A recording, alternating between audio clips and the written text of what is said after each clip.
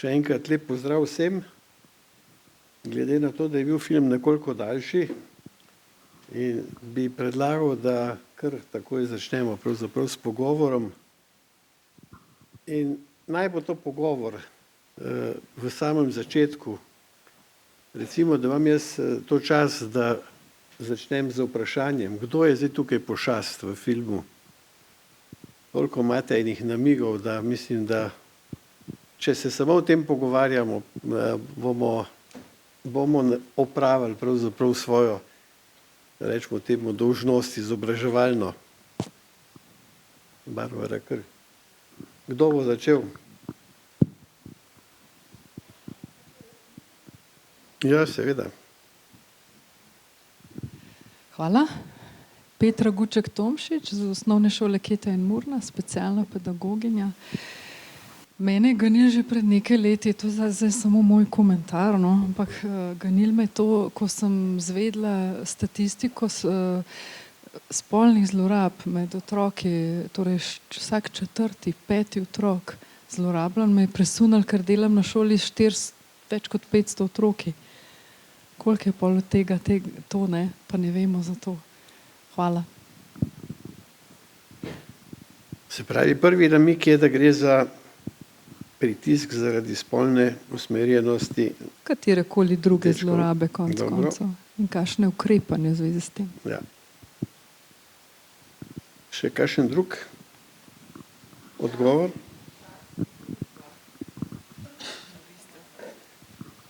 Ja, Sara Ančnik-Imec iz Osnovne šole narodnega heroja Maksa Pečarja, učiteljica.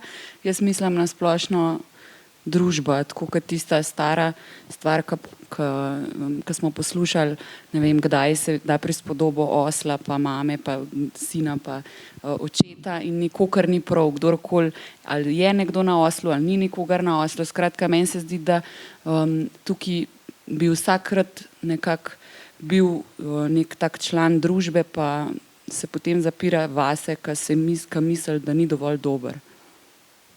Hvala. Še kakšen drug? Tudi na balkonu imamo mikrofon, če boste želeli kaj povedati na obeh stranih v parterju.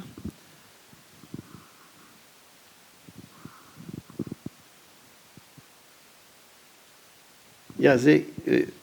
Skratka, po vašem mnenju je pošast družba. Pozdravljeni, Ana Terzič iz Osnovne šole KDK iz Ljubljane. Moj prvi vtis je bil, nič ni tako, kot se zdi. Skozi cel film sem eno samo refleksijo doživljala. Od današnjega dneva mojega šolskega, od zadnjih mojih 16 let delovne dobe, zelo me je pretresel. Pošast je pa z vidika, da vsak zase misli v enem trenutku, da je pošast, da ga družba ne razume, da je neslišan, da se napačno interpretiramo drug drugega v različnih situacijah in ta film to odlično prikaže, no? Kako nismo v pravem trenutku slišani ali razumljeni. Še kakšen namig? Jaz sem pa Uroška Bedek iz Osnovne šole Franceta Bevka, socialna pedagoginja. Jaz pa mislim, da je pošast v tem filmu neiskrenost. Ker če bi vsi bili vsej malo iskreni drug do drugega, verjetno se ne bi situacija tako zakomplicirala in ne bi prišlo do tega. In če bi se znali poslušati in pogovarjati, bi bil svet lepši. Tako da ja, to je moj vtis. Mogoče še jaz, Drago Pintarič, kot pozitiv, Dic Ljubljana. Pošast je dejansko v nas, ne? To je naš koncept v življenju, kako ga dojemamo in kako smo kulturno in družbeno programirani, ne? In to je nekaj, s čim se manj vsi soočamo na razne načine, ne? Je pa pač družba kot taka, ne? Jaz japonsko toliko ne poznam, ampak zgleda, da jim nič ni prizanešeno, tako kot tudi nam ne. To. Ja, ko sva se s kolegom Zdenkom po prvem ogledu filma pogovarjala in tuhtala, ali je to sploh zgodba, recimo, ki jo je vredno na tak način obdelovati tudi zaradi kulturne, recimo, oddaljenosti, sva pravzaprav prišla potem do sklepa, da vsekakor ne glede na pač te kulturne razlike, da nam ta zgodba tudi o nas pravzaprav kar veliko govori, ne. Zdenkova prva asociacija je bila podobna pravzaprav temu, kar ste zdaj odkrivali, da je seveda izvor vseh pošasti, ker pošasti je v filmu veliko. Ne moremo mimo tega pravzaprav, kako reagirajo vrstniki na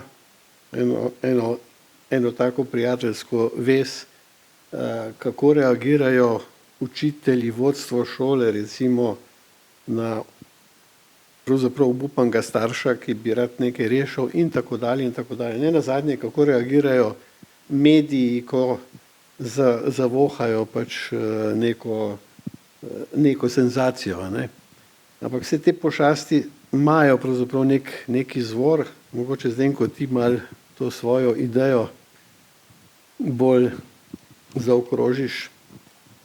No, jaz sem tudi potem, ko sem pač ti predlagal, da vendarle gremo s tem filmom, na nek način razmišljal o tem, da ima film neko univerzalno sporočilo. In sicer vidimo ga takrat, ko sprejmemo kot ključno temo filma empatijo. Empatijo, sposobnost, to veste, kaj je, da zdaj empatije ne razlagam in delam iz tega predavanja. Ampak tu ne gre za empatijo v odnosu do posameznika in njegovega dejanja. To, kar je običajnem pomenu. Režiser to stvar zastavi bistveno širše in to ste pravzaprav dobro zbrskali. Gre za empatijo do posameznika v sistemu. Ali pravzaprav razumem, kakšna je pozicija posameznika, ki je pred vrati, da se vključi v sistem kulture, v sistem družbe. Ne? In to so otroci. Ne, zato je recimo stvar zelo impozantna, prikazana pač v tem smislu, da je otrok nujno pred inkulturacijo. Oni oče lepo reče, iz njega bom naredil človeka.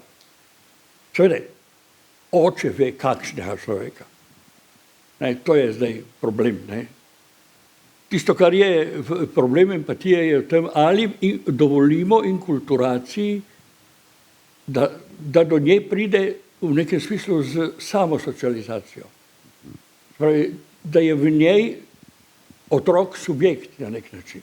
Ali nam je to, če začnemo o tem govoriti, ali v tem vidimo, da pravzaprav to pomeni otroku popuščanje, ne? Da je treba kulturo šteti kot pač to surovo družbeno moč, to, kar ste videli, kar se je dogajalo na šoli, ne? Ker je bilo treba res z starimi japonskimi kodificiranimi sredstvi na nek način reševati problem, iti v opravičilo in tako naprej, čeprav so vsi vedeli, da stvar ni taka, kot je, ampak vendarle tu je inštitucija, kot inštitucija ima svojo veljavo in rekli bi, ta kodificiran sistem vedenja, čisto japonsko kodificiran sistem vedenja, je režiserju omogočil, da ga je speljal do karikature.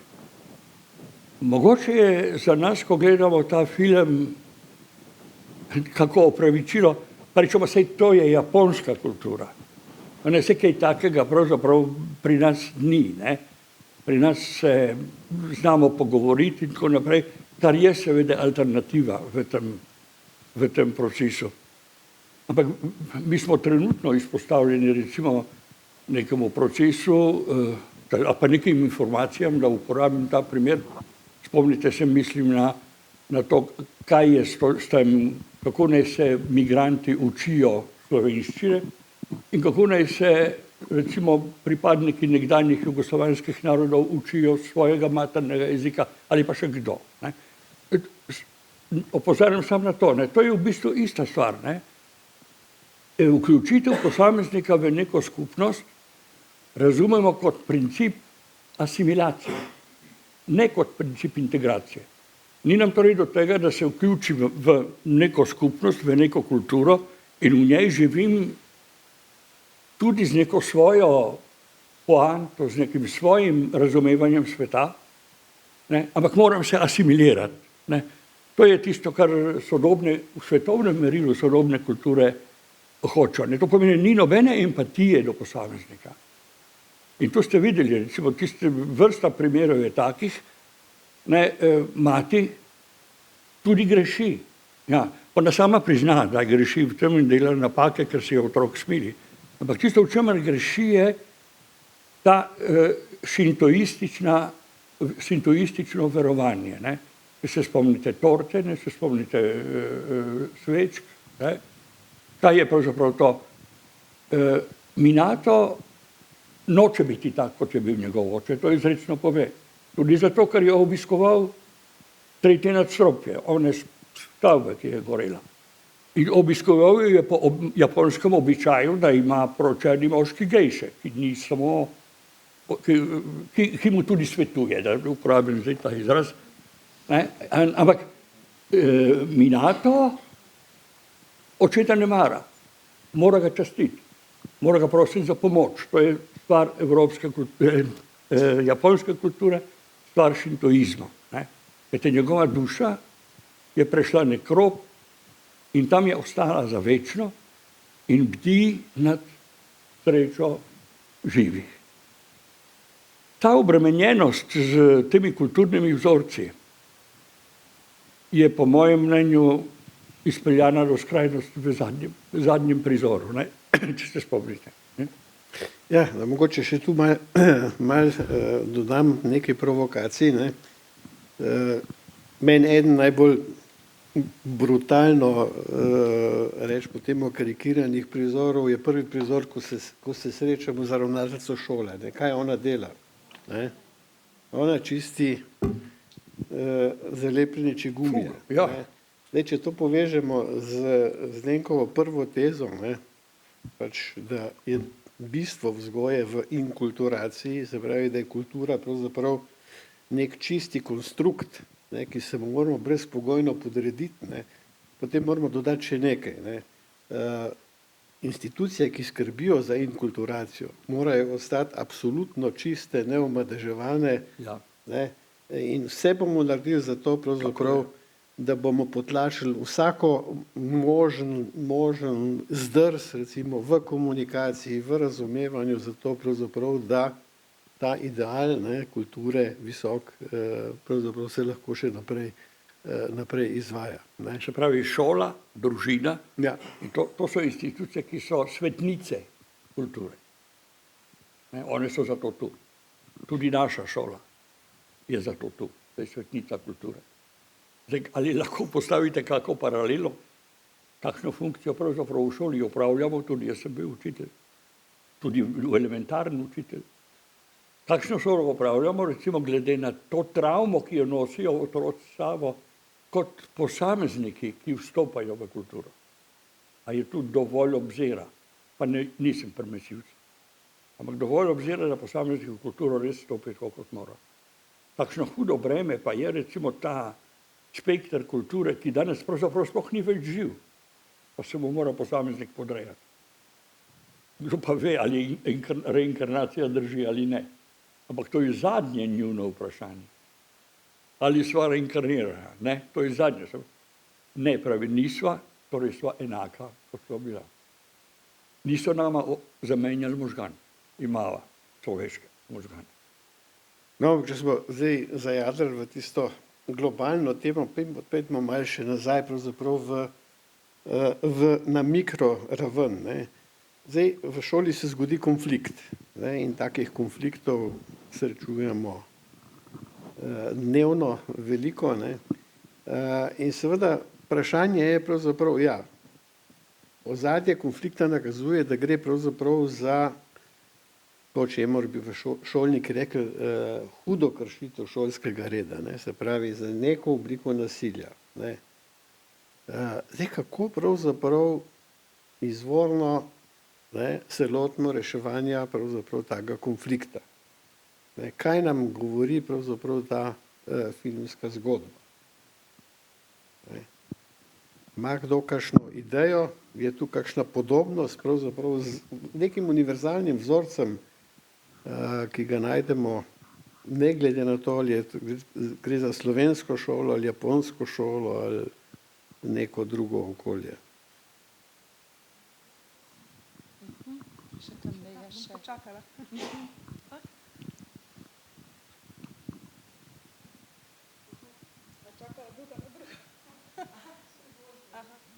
Okay.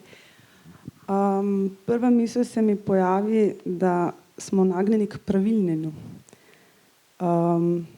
Da ne pogledamo, kaj je iza človekovim dejanjem, ampak se vidi ta ena površinskost, kjer najprej pogledamo zakone, ne vidimo pa človeka pred sabo, s kakšnimi motivi, v kakšnih okoliščinah se je nekaj zgodilo, torej eno samo večno praviljenje. In usmerjenost, ta tradicionalni pristop razmišljanja, kaznovanja, discipliniranja in miselnost, da se bomo na tak način najlažje rešili ene take problematike, kot je ta, ki kaže eno absurdnost dojemanja našega sveta. Ja. Ja, hvala, ker ste to ubesedili, tudi jaz tako mislim. Rada bi večkrat srečala med ljudmi, pa tudi v šolskih krogih, to, da zmorejo pogledati, kaj je zadaj za vedenjem.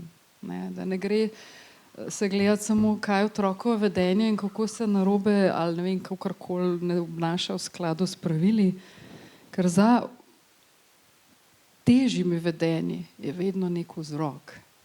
To sem se jaz naučila iz svoje osebne izkušnje s hčerko, ki je kar izziv z njo in z izkušnjami otrok. Mene tako osebno me kar presune in žalosti, ker otroci, s katerimi je najtežje delati v šoli, imajo tudi zelo težke izkušnje, pa jih kar, ker niso asimilirani, jih kar malo segregiramo, pa hočemo se jih losati. In tle me boli, jaz sem sicer specialni pedagog, psihologija me zelo zanima, me boli, ko v bistvu sistem ali pa družba, ne, naša kultura, družba, sistem, jih v bistvu zavrača, ne, velikrat, ne, pa tudi družina ne želi podpore svojih vzgibov nekih, ki niso pripravljeni delati na sebi, ne. To mi je škoda, ne, otroci so nedolžni. Hvala, ker me poslušate. Ker sem učil, sem to rekel vprašanje, ker sem učil in sem bil pogosto pred tem, da pogledam, kaj je zadaj za dejanjem otroka, zadaj za tem, kar je storil. Nisem imel orodja, me zanima, kako to naredite. Jaz sem se hotela sam še prej oglasiti. Tisto nasilno dejanje, ko je rešil v bistvu učitelj najbolj empatično, on ni vključil staršev, rekel je, naj bo tokrat to, a ne opozorilo, je hotel v bistvu rešiti, pokazal je človečnost, pa je škoda, ker je bil, mislim, tudi kaznovan, se mu je to maščevalo, ja. Tako, hvala. Ampak ali obstaja kakšna orodja za to, da pogledamo zadaj? Prosim, kaj je orodje, ki je na razpolago? Kaj ti, da bi kar vsem preko pravičevali, češ da itak razumemo, da vam je težko in da verjamemo, da vas kultura obremenjuje, pa to. Ampak kako pogledati zadaj? Kako biti pravičen v odnosu do pravnega reda in človečnosti? No, tukaj pa mislim, da imamo težave, ne. Namreč, jaz sem že 40 let v šolstvu in sem dala že kar nekaj otrok čez. Trenutno sem, ne trenutno, ampak že 20 let pomočnica ravnateljice in več ali manj na šoli, kjer imamo od 1. do 3. razreda učenci. 300 učencev. Vsako leto več učencev v stiskah, ki imajo seveda osebne velike stiske in temu primerno se kaže na neprimeren način vedenje njihovo. Učitelji smo tukaj malo bosi. Prvič, recimo na naši šoli imamo po 27-28 učencev v razredu, kar je kar zalogaj. Od tega imaš zagotovo najmanj 3 s stiskami in seveda potem vedenjskimi težavami. Zdaj pa se tudi mi sprašujemo, ne, koliko tega raziskati in na kakšen način, komu dati kazen v narekovajih, ne, in katera in kaj bo zaleglo in kaj ne bo zaleglo, ker vemo, da če daš prvičku vzgojni ukrep, on pojma nima, za kaj gre, ne. Po zakonu ga nekako moraš dati, ker je njegovo vedenje nedopustno in s tem moti mir in varnost ostalih otrok. Tako da tukaj res potrebujemo še veliko znanja. Starše imaš pa na drugi strani, ki mislijo, nekateri, ne vse, jaz ne bom, seveda so posamezniki, starši, ki mislijo, če ima otrok odločbo, da mu je vse dovoljeno. Ni mu vse dovoljeno. In to se moramo zavedati vsi. Tako da veliko dela in zelo težkega dela čaka predvsem mlade, ker jaz bom počasi zapustila to ladjo, ki pa pluje, ampak v takih zelo valovitih vodah. Toliko. Ja, če malo se vključim, zdaj tisto, kar sem zaznal iz teh vaših odgovorov, je, da vendarle bi bilo treba, pač, ko pride do nekega konflikta, ne, pogledati pravzaprav, kaj se je v resnici zgodilo, ne. Ampak tudi tukaj, pravzaprav v tej zgodbi, vsi poskušajo pogledati, kaj se je zgodilo in na nek način pravzaprav ustrezno odreagirati. In vsak reagira glede na to, kar vidi, da se je zgodilo. Nobenega lika tukaj nimate, pravzaprav razen tistega pijanega očeta, ki dela samo škodo, ampak on se recimo v zgodbo doplete. Nobenega lika ni, ki bi rekel, da je videl pravzaprav, kaj se je zgodilo in nekaj potvarja in poskuša pač delati iz neke zlobe ali česarkoli. In očitno je, da ta ekscesen poskus ugotoviti, pravzaprav vedo, zgodil se je dogodek, vidimo, to je nekaj v nasprotju z kulturo, v nasprotju z šolskim redom, ugotoviti moramo pravzaprav najprej, kdo je to povzročil, kdo je krivec. Na prvo žogo pravzaprav iščemo grešnega kozla, iščemo gnilo jabolko, ker tudi naš režim, če pač izhajam iz tega, kar je zadnja kolegica povedala, naš režim je naravnan tako, da imamo neka pravila in imamo določene ukrepe za tiste, ki teh pravil ne upoštevajo.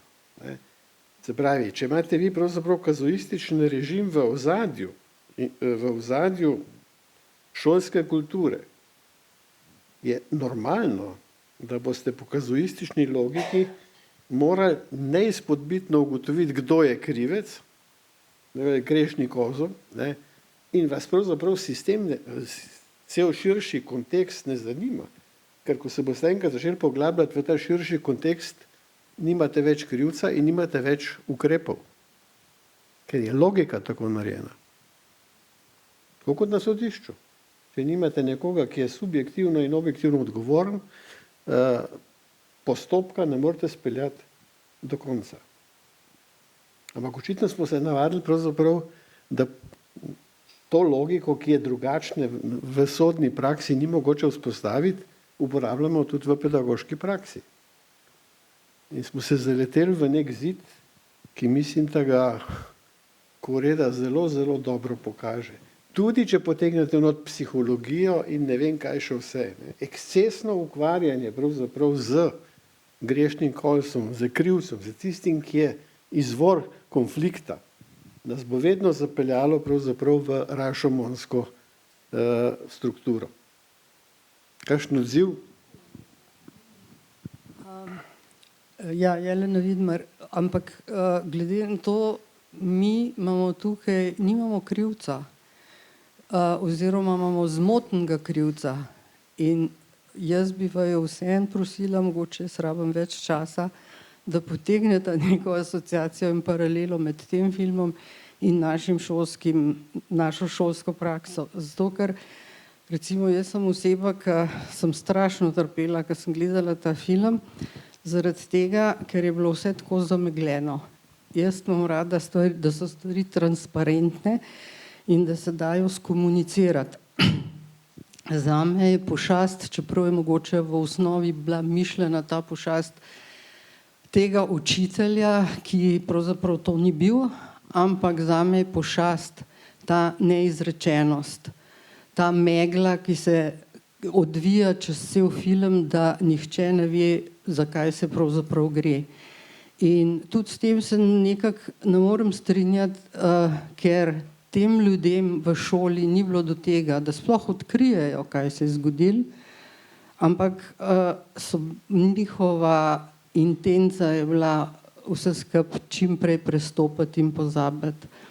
In tretja stvar se mi zdi zelo v tem filmu dobro prikazano, zakaj otroci ne spregovorijo. To se pravi, da otroci spregovorijo o svojih bolečinah, prizadetostih in tako naprej, rabijo varen prostor. To se pravi, mora biti neko okolje temu primerno, da otroci lahko rečejo. In v tem filmu se je videlo, da odrasli nočejo slišati, komu naj potem otroci pripovedujejo.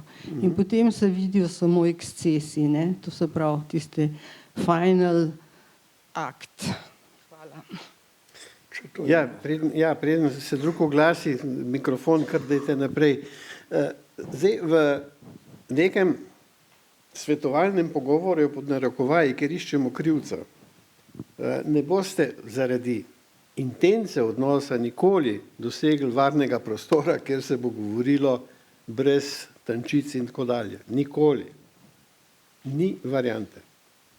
No, ampak sprejemanje različnosti kulture daje prostor, kjer se lahko ljudje, otroci in odrasli izražajo. Seveda. Če je recimo pri tem zagotovljeno tisto, da kako bi rekel, toleranten odnos do inkulturacije. Če je ta zagotovljen. Ne? Če pa tega jamstva ni, to je to, kar sem na začetku začel, ampak vidite, da je pravzaprav to asimilacija in da mora otrok pač enostavno plačati ceno, zato da lahko v družbi in kulturi živi, da mora plačati, da to ceno plača z odpovedjo samemu sebi, z odpovedjo tisti tisto, čemu rečemo, da pravzaprav pomeni recimo intimno človeškost. Ne? Ampak kje je v naši šoli paralela?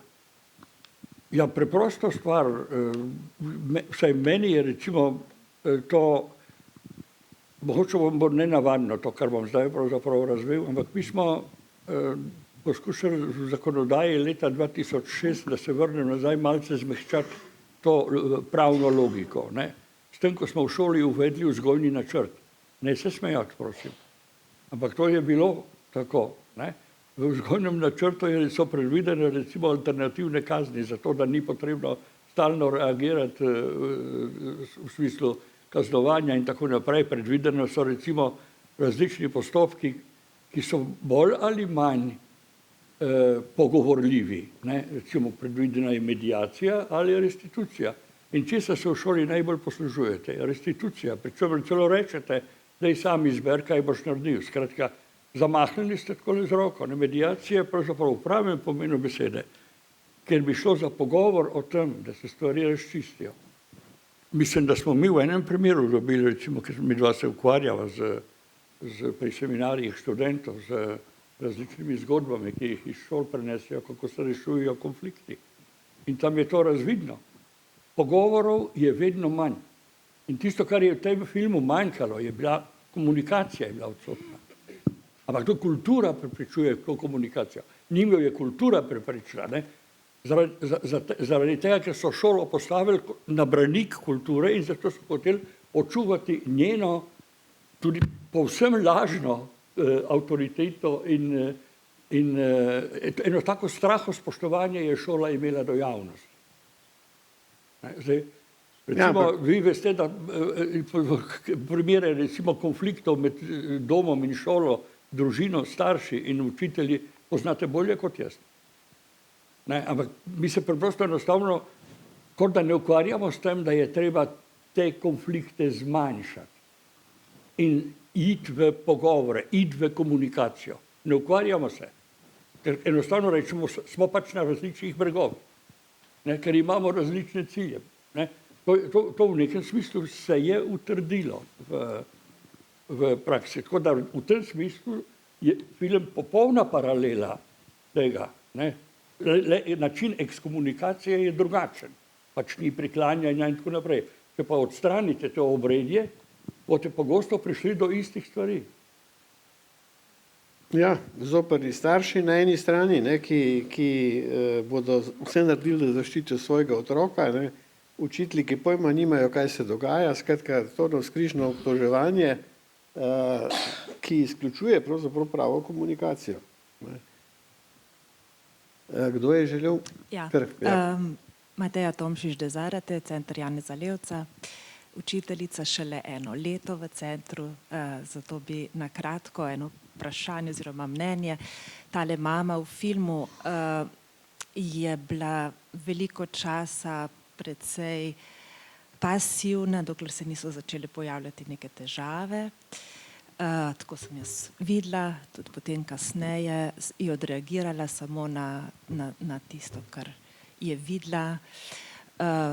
Pri nas v šoli, tudi v mojem razredu konkretno, je veliko več otrok dvojezičnih s maternim jezikom, ki ni slovenski jezik, starši, ki ne govorijo slovensko, kjer se, mislim, da s kolegicami in kolegi zelo trudimo za to, da vzpostavljamo odnose, z druge strani pa ni odziva ali je zelo majhen odziv.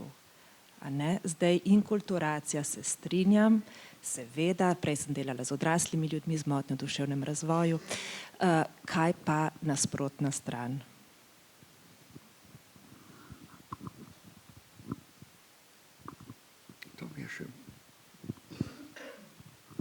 Ja, dober dan, Kristjana Končan iz Osnovne šole Prežihoga Voranca. Jaz tudi delam zdaj v svetovalni šolski službi.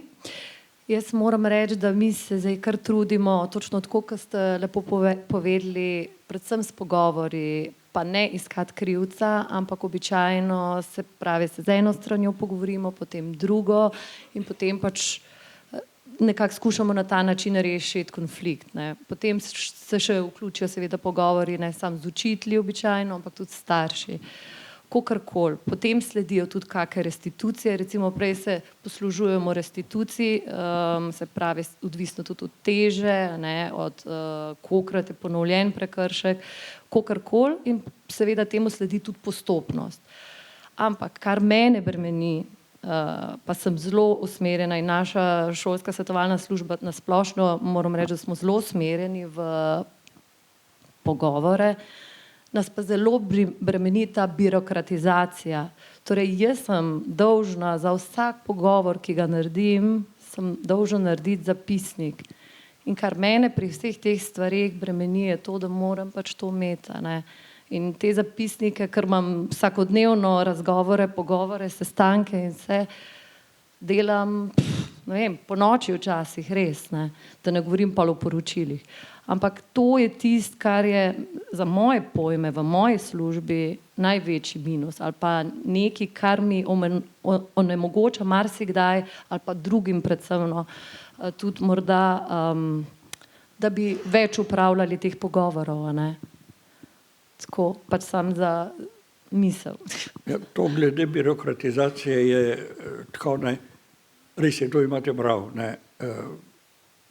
Jaz sem, če bi se hotel ostro izraziti, bi rekel tako, da sta pedagogiko v slovenski šoli nadomestili matematika in pravo. Ugrabili ste jo. Matematika je v merjenju znanja prisotna, pravo v šolski kulturi in šolskih odnosih.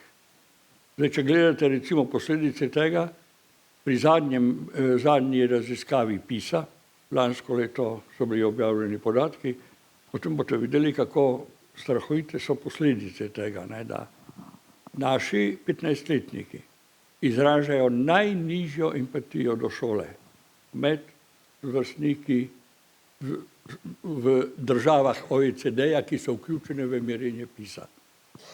Obtožujejo učitelje, kar koliko, 14% učiteljev, 14% učencev, dijakov, to so 15-letniki, dijaki, se pravi, tri, ki so prišli iz osnovne šole, merjenje je tako narejeno, ne? 15%, a 14% obtožuje učitelje, da jih v šoli ustrahujejo. In tako naprej. Ne? Zdaj, to je neko razpoloženje, ki v šoli je in je vredno resnega premisleka. Ne vem, gotovo ste te podatke brali. No, jaz bi tu mogoče dodal tudi, če vzamemo obzir, da je med temi 15% kakšen tak, ki je zaradi nekih drugih težav, pritiskov, pravzaprav s prstom pokazal na učitelja, včasih neupravičeno. Ni to naredil zaradi svoje pokvarjene narave. Ja. Že zato, ker se mora učiti, ga učitelj ustrahuje. Ne glede na to, ampak dobro, če na ta način to čuti, ne, to je na drugi strani pa seveda to merjenje rezultatov. Ta testomanija, ne testna kultura, bože da rečem, ne testomanija, ampak kultura testiranja, ne, ki se da implicitno dokazati, na kakšen način smo razkosali znanje. In kako pravzaprav nimamo več tistega, kar smo, naj povem en primer, čisto iz osebne izkušnje, pri moji vnukini sem doživel to, da se moram čuditi. Ona je v srednji šoli, recimo, in tako naprej, en dan pravi, odlično sem pisala matematiko, ja, kaj ste pa delali, pretvarjali smo radijane in stopinje. Ja, kako ste pa to delali? Ja, pravi, učiteljica nam je dala 10 števil, je rekla, pomnožite jih s pi in delite 180. Pa zaokrožite na 4 decimalke. Potem pa tisto številko vzemite, pa delite s pi in pomnožite 180 in boste dobili stopinje. Aha, a poznaš formulo? Pa ni formule, ona to reče, mi to naredimo. Čakaj, dobro, ampak a ti veš, v katerem liku se to dela? Pa prismišljam, če se pravi, v trikotniku. Zakaj pa? Je zato, ker je 180 stopinj in to je vso tako v trikotniku. Najbrž je to odstavil.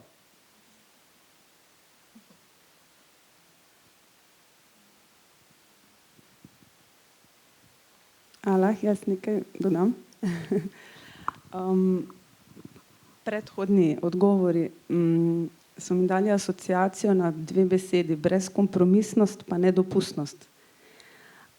V mnogih situacijah, saj iz izkušenj vidim, da pedagogi na ta način odreagirajo, ko vidijo določene oblike vedenja.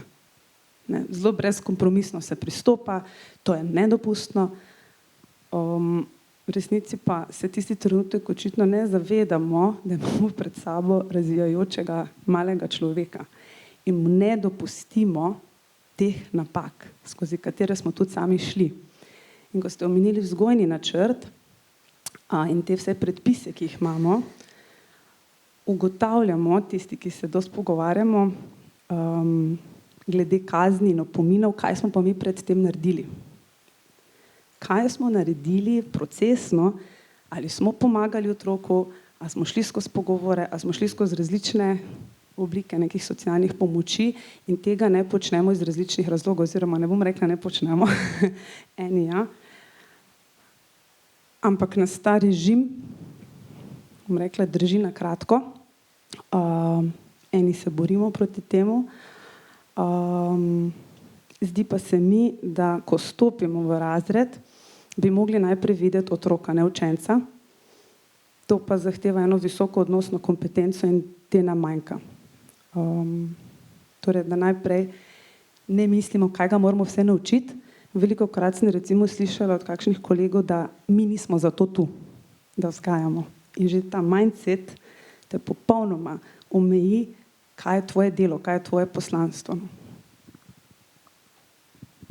Ja, tu je zdaj, smo nekako odprli en kup enih problemov. Zdaj mogoče, če začnem malce komentirati, pa bomo potem seveda dali še naprej besedo, ker jaz moram malo skrbeti, da bomo pravočasno zaključili. Zdaj ta ocena, da pri nas pravzaprav imamo sistem, ne, ki nas sili k silni birokratizaciji, ki nas sili v obrambo pač nekih pravil, pravzaprav z sankcioniranjem prekrškov, je v veliki meri pravzaprav ustvarila praksa sama. V veliki meri. Ne. Prej ena kolegica rekla, če se pojavi dejanje, ki pomeni pač hujšo kršitev pač nekih šolskih pravil, mi moramo izvesti sankcijo. To nikjer ne piše. To nikjer ne piše. Ne. Sankcija, če govorimo zdaj o osnovni šoli, recimo, da rečem, uporabim ta izraz izključno za vzgojni opomin. Da nič drugega. Ne. Vzgojni opomin pravzaprav je že prvi pravzaprav skrajno sredstvo, ki se uporabi takrat, ko smo marsikaj drugega naredili, pa ne zaleže, pa ocenimo, da je pa mogoče zdaj to pač neka stopnja pač resnega opozorila in otroku in njegovim staršem, ne se več hecati, takrat seveda zadeva postane smiselna. Ampak tudi, ko izrečete vzgojni opomin, je zahtevano, da vzgojni opomin spremlja še nekaj dodatnega, še individualni vzgojni načrt. In ta individualni vzgojni načrt praviloma kaj naj bi vseboval? En kup enih dejavnosti, ki niso sankcijske narave, ampak so narave pravzaprav, kaj jaz vem,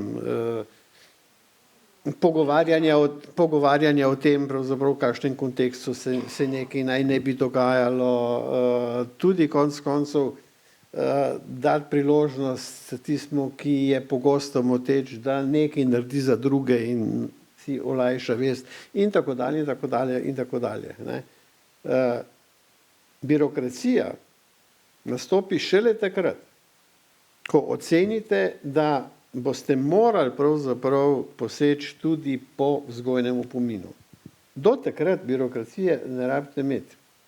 Po nobenem zakonu pravzaprav to ni predpisano.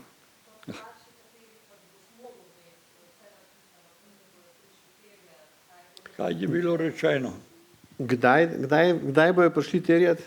Takrat, ko boste vi posegli po teh formalnih postopkih. Še enkrat, ko ocenite, da boste morali iti v to smer, potem seveda se ta mašina začne sukati na način upravno-administrativnega postopka. Dokler pa vi rešujete konflikte z neko komunikacijo, z iskanjem rešitev v skupini ali pa med tistimi, ki so konflikte spravili in tako dalje, pa noben od vas ne terja zapisnika. Jaz imam primer, ki nisem dala nobenega ni bilo konflikta sploh, ampak se gre za družinsko problematiko, pa me starš recimo zelo ljubi na besedah, ko imam svetovalno razbremenilni pogovor z otrokom. Pa to je samo en primer, pa ni v bistvu noben konflikt, ampak otrok se zelo dobro pri meni počuti, zelo rad hodi k meni, kakorkoli. Otrok mi pripoveduje ene stvari, katere on trdi, da njemu otrok ne pripoveduje tako, v glavnem in se tukaj loviva. Hočem vam povedati, da tudi imamo pač neke starše, ki imajo sami težave, ampak me lovijo na besedah, brez tega, da bi šli mi v kakršnekoli vzgojne ukrepe. Tako da so tudi taki primeri. V tem primeru recimo bi bilo vendarle bolj modro, kot da pristanete na neko birokratsko aparaturo in se vdate v to, da izvajate pogovor pred pričami. Sam potem se otrok ne počuti. Ja, razumem, ampak če je nevarnost taka, tako kot je rekel en učitelj tle gor, ko enkrat otroka obtodiš, starši pobesnijo, če se spominjate tega citata. Tako da recimo, to pač je pričakovati, recimo, da starši lahko tako odreagirajo. Ampak to če se pravi, takrat ste na limitu nekje in če veste, da bodo izrečene besede obtožbe, potem je bolje recimo, da to delate pred pričami, da pravim najprej pred starši, ne, seveda. Ja, zdaj imamo skupne sestanke vedno z razrednim Potem se izognete recimo vsem birokratskim in odklanjate pa tudi z njimi, da bi pisali kakršnakoli poročila. Dejansko vam jih po tem, da je to pedagoški ukrep, ki je narejen na podlagi nekega internega dokumenta, o katerem je bilo dogovorjeno, ne, vzgojni načrt ni vaša kaprica, ampak štejem, da je to nek dogovor, za katerega zavezujete tudi starši. Tudi vi ste odgovorni za to, da ga izpolnjujemo. Bolje, kot da pristanete na neko birokratizacijo tistega dela posla, ki je pa res pedagoški, ko gre za svetovanje. Ampak CSD recimo ali pa sodišče je zdaj od mene zahtevalo neko moje poročanje. To je prav potem resna stvar. Ja, res pa saj pravim, da nimamo, pa to ni samo en primer. To pa morate biti. Zelo resne in pač je treba imeti pač zapisnike. Mi imamo pa žal take izkušnje. Tako da sem precej s tem, da pa zdaj se seveda odločim, kater primer se mi zdi tak, da ker itak ne po domače rečeno ne folgam zapisnikom. Res jim ne. Tako da zdaj pač selekcijo delam, da tisti, ki se mi zdijo kritični, a ne? Ja, tako je žal, res, ampak ja. Hvala. Ja. V bistvu smo vmes prišli do tega, kar sem hotela. Jaz sem, ne vem koliko, 17-18 let učiteljica in nisem še pač dala nobenega vzgojnega opomina, ne. Sem vzgojno ukrepala in dokler je bila pač, ni mi bilo še treba vse to zbirokratizirati, ker zaenkrat se lahko pač še gre tako, da se dogovorim z učenci, pa potem tudi starše vključim, pa je pač vse ok. Ampak vem pa, da nam pač nastrašijo, kaj pa če se bodo, a ne, pa moraš imeti, pa je treba imeti, a ne. In se mi zdi, da mogoče takrat, ko nimaš več moči, takrat pa začneš pisati pa gledati te stvari, a ne. Pa kakor sem tukaj malo zaznala, je tudi odvisno zdaj, v kakšnih primerih govorimo. Ja, imamo pred sabo odraščajoče posameznike, absolutno, ja, in jih moramo razumeti in ne morajo biti že izdelane osebnosti, ok. Samo tisto, kar je bilo nedopustno, je pa mogoče v primeru, samo da dam za primer, pač če otrok skoči na mizo, prevrne, hoče skočiti čez okno, a ne, to pa je nedopustno, mislim, tukaj ga je pa treba ustaviti, a ne. Tako da mogoče, da moramo vedeti, v kakšnih prekrških govorimo, no, in pogovorih, tako. Ne, tako. Pa mogoče kot mama mi je zelo zoprno, ko dobivam sporočila od šole, recimo, ne vem, kot e-asistent, pa je nekaj drugega, se vseeno ni prilepil delovnega zvezka, ni imel domače naloge. To se mi zdi toliko neumen. Meni je to toliko neosebno, brez veze, katastrofa. In mislim, da smo lih na takih posameznikih, ko neki misel, naredili zdaj ta cel grozen sistem. Če bi, v bistvu bi mogli njih utišati, pa ostati čisto po neki kmečki pameti naprej. No, če malček dodam, ni glavni problem tukaj neosebno, ne. Glavni problem je to, kar je tudi režiser tega filma kot eno od izhodiščnih idej omenil, ki je tudi Barbara omenila. Mi otrokom jemljemo prostor eksperimentiranja in iskanja pravzaprav samih sebe. To smo sprejeli kot nekaj samoumevnega. To smo sprejeli kot našo dobro voljo, našo odgovornost, našo dolžnost.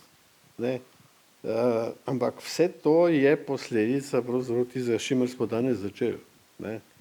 Enega zelo problematičnega, zelo represivnega pogleda pravzaprav na vzgojo kot obrambo kulturnih kodov, ne glede na to pravzaprav, kako ti kulturni kodi recimo v konkretnih posameznih primerih, kaj pomenijo za otroka, mladostnika, ki je recimo drugače spolno usmerjen, za nekoga, ki prihaja iz druge kulture, pa mora tukaj pravzaprav se ozirati pravzaprav na ene kulturne kode, ki so že nam čudni, njem pa popolnoma nerazumljivi in tako dalje in tako dalje. To so enostavno posledice pravzaprav tega izvirnega greha, o katerem se pa preprosto ne pogovarjamo. Ne. Zdaj, Hannah Arendt je tam v 60 letih v enem kratkem besedilu o tem, kaj naj bi bila naloga vzgoje, ne, zelo dobro povedala, ne, da je ta naloga dvojna. Ja, z vzgojo branimo pravzaprav obstoječo kulturo. Ne. Dolžni smo pač neke temelje obstoječe kulture prenašati na prihajajoče generacije. Ampak je rekla, z vzgojo moramo tudi omogočiti novim generacijam, da bodo lahko vstopale v svet na aktiven način in ne samo se podrejale obstoječi kulturi, ampak tudi razvijale to kulturo pravzaprav v skladu z svojimi vizijami. Ne.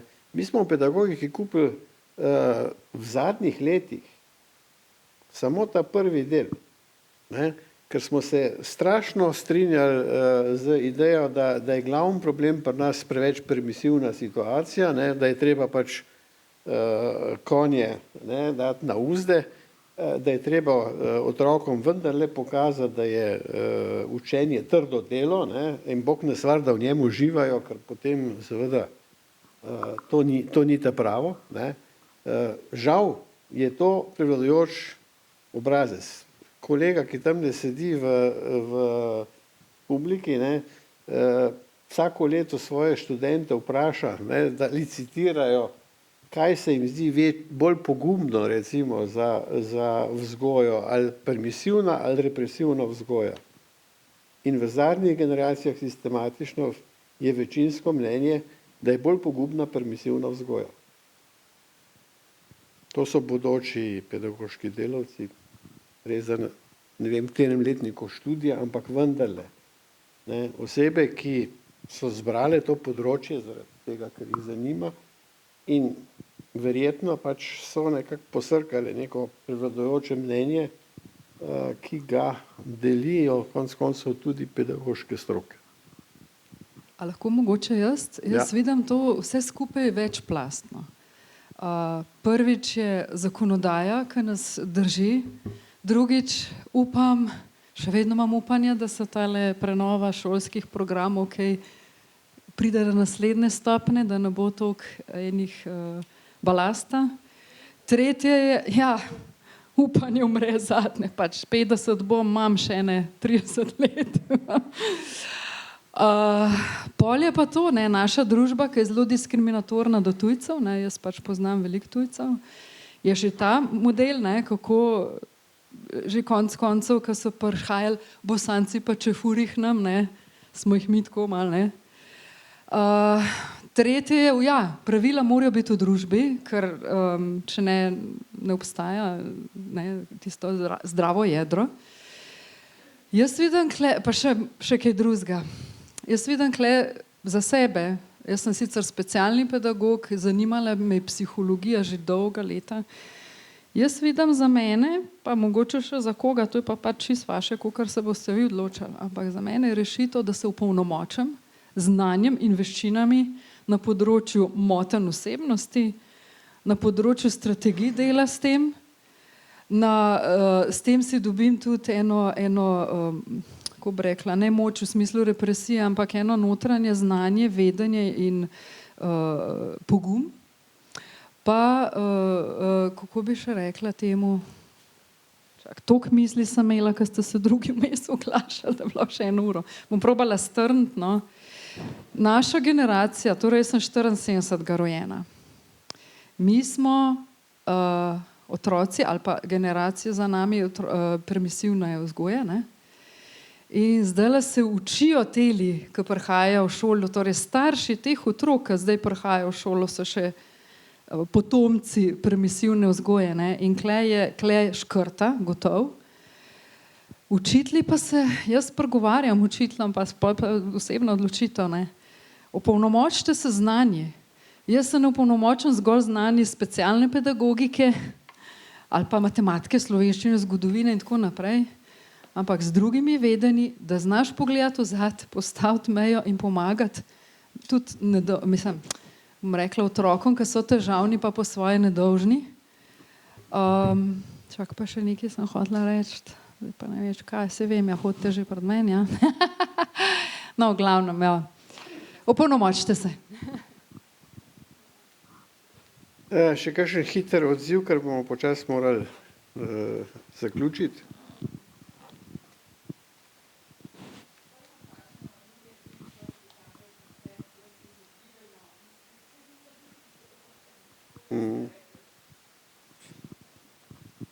Ja, mogoče da na hitro zaključimo.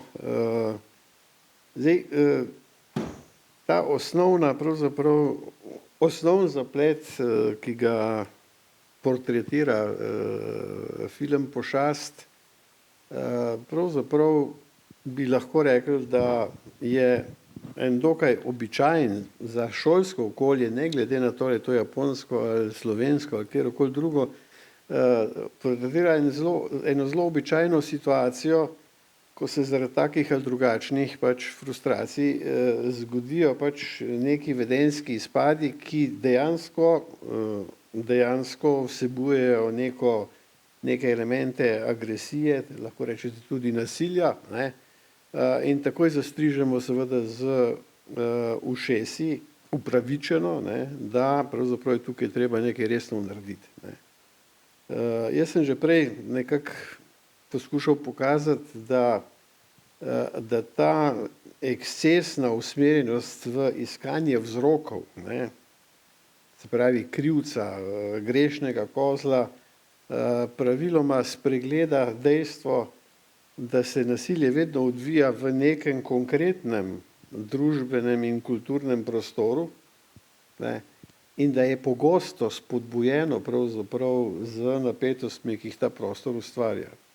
Ne, in da ta prostor definira nekdo drug, ne, in da so to pač tisti, pač, ki imajo moč oblikovati neko, rečemo temu, politiko življenja v institucijah, kakršna je šola.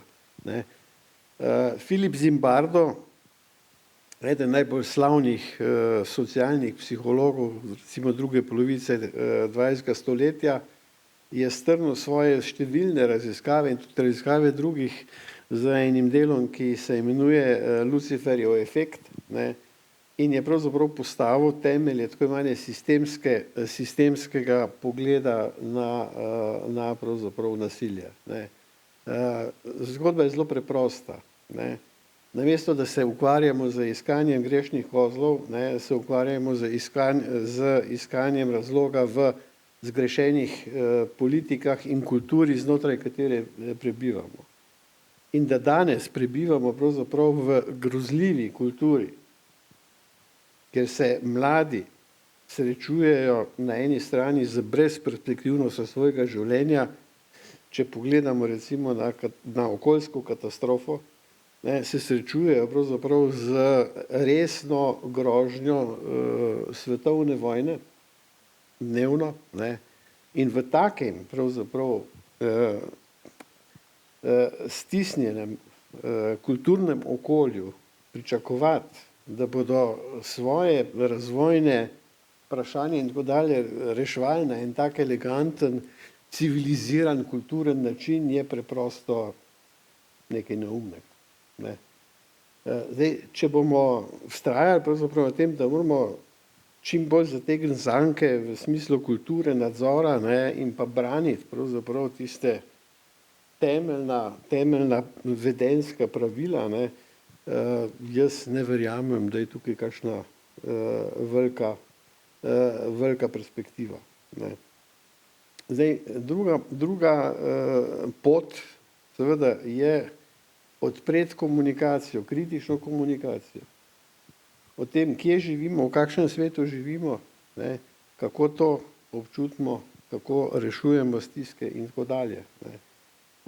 Zdaj, ali je šola še tisti prostor, ki je zmožen to narediti, ker za mnoge otroke in mladostnike, ki nimajo sreče, da živijo v zelo urejenih družinskih okoljih, je šola še zmerom pravzaprav prva varovalka pred zdrsom v razne zelo težavne situacije. Ne. To je vprašanje, ki bi si ga morali zastaviti.